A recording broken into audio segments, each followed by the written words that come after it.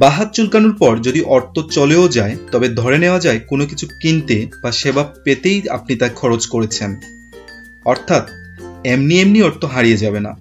আবার ডান হাত চুলকানোর মানে অনাকাঙ্ক্ষিত অর্থ চলে আসবে। এর অর্থ আকাশ থেকে অর্থ পড়বে না, হয়তো কোনো পাওনা অর্থ বা অন্য কোনো মাধ্যম থেকে অর্থ সংযোগ ঘটতেই পারে।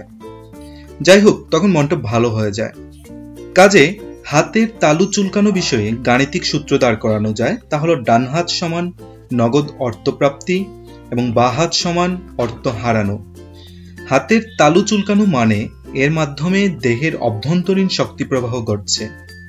সাধারণত বাম হাত কোনো কিছু ধরতে এবং কাজে কর্মে পরোক্ষভাবে ব্যবহার হতে পারে। ডান হাত সবসময় কর্মক্ষম থাকে এবং এর মাধ্যমেই কোনো কিছু দেওয়া হয়। তাই পুরনো ধারণাটিকে বদলে ভাবা যেতে পারে যে বাম হাত চুলকানোর অর্থ নতুন কোনো শক্তি আপনার জীবনে আসতে চলেছে, এজন্যে কিছু অর্থ চলে যেতে পারে। আবার ডান হাতের তালু চুলকাচ্ছে মানে দেহের শক্তির কিছু ক্ষয় ঘটতে পারে, হয়তো কোনো কাজ করবেন যার মাধ্যমে কিছু অর্থের আয় হতে পারে।